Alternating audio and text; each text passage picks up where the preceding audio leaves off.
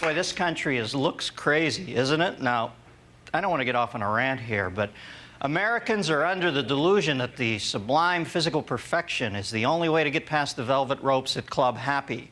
We're exhausting ourselves in a narcissistic orgy of binging, purging, and free consultations, all in the hope that Father Time will cut us the same deal that Dick Clark has. Do you realize the second most often asked question in this country is, does my ass look big to you? The first, of course, is, dole?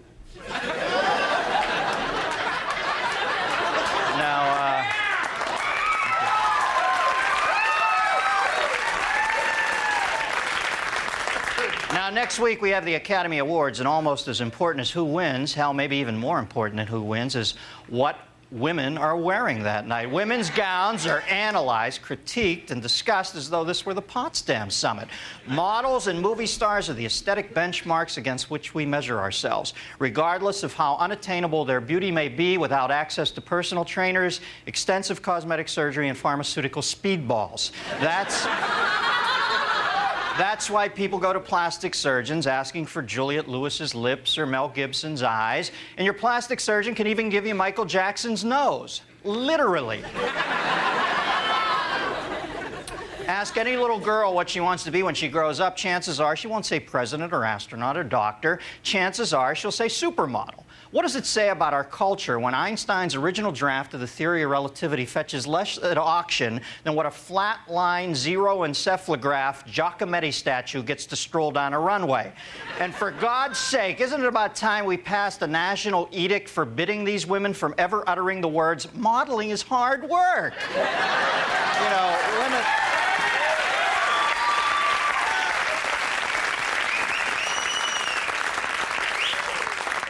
Women in our culture, however, find themselves deluged by mixed messages that leave them more rattled than a cocktail shaker in a Noel Coward play.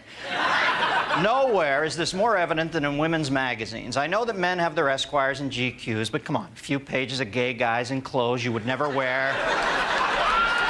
50 features about sports and cars, and an article about how much chicks really dig love handles. You know. Nobody gets hurt and the status quo is maintained. Pick up a women's magazine and you're privy to the kind of brainwashing that would make the director of the Manchurian Candidate envious. A glance through one of these Tony tomes and you're indoctrinated into a no-win, mindfuck parallel universe populated by spindly, overpaid 19-year-olds in $1,000 frocks, hair and makeup tips so intricate they would confound Oppenheimer, and diets that make the rations at a Sudan refugee camp look like the Viennese table at Pavarotti's wedding.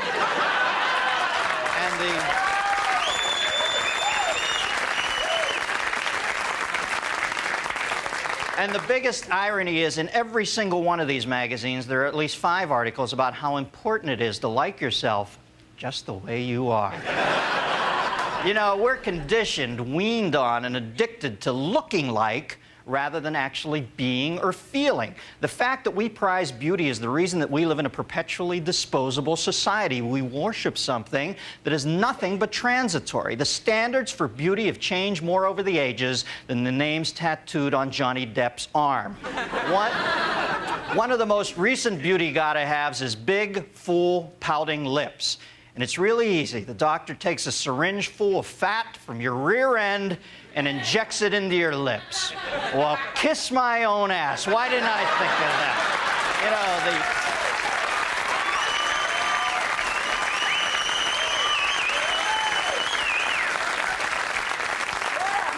that? You see, the fat injection takes care of the fullness, and the doctor's bill takes care of the pouting. Results vary. Some women leave looking like Steven Tyler after a bar fight. A generation of movies and magazines has convinced many intelligent women to have their breasts enlarged. Now many women in L.A. seem to take it to the nth cup degree, and they end up looking like something little Mexican kids should be whacking with sticks for candy and toys. And if you don't want to get surgery, you can now buy the Wonder Bra, which pushes your tits together like Japanese subway riders at 7:45 a.m. And as you And as with any money-making innovation, soon there are knockoffs. First there was the Wonder Bra, then Victoria's Secret came out with the Miracle Bra. There's even the Gossard Super Uplift Bra, which is not only a wonderful undergarment, but I believe also set a transatlantic crossing record in the mid-30s. And by the way, Walmart just came out with their own version. It's called the Hey Lurleen, Them Ain't Your Titties Bra.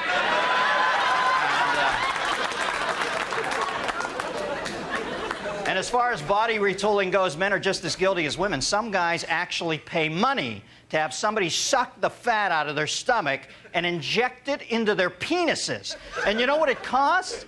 It costs $8,432.25.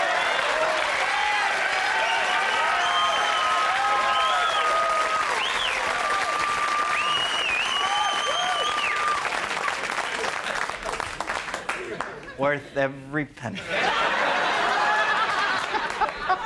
Men are also just as obsessed with what's missing from the top of their big heads. And I'm sorry to report to the follically challenged that you're not fooling anybody with those mini micro megagraphs. If you leave work on Friday bald and come back on Monday looking like your sister's skipper doll after a trip to 3 Mile Island, we know what you did, squid attack head. Look, I have no problem with people who choose not to go gently into that saggy night. I don't think there's anything wrong with a little cosmetic surgery or primping and preening, as long as the external procedure isn't an attempt to make up for some internal flaw. Just don't rely on it to make you happier or expect it to make you a better person. To tell you the truth, lately I've been thinking about getting a little liposuction myself because, let's just say my belly button's not as close to my spine as it used to be. But hey, come on, give me a break. I have 2 kids, and you know, that could be hell on a man's body. Of course, that's just my opinion. I could be wrong. I want to know...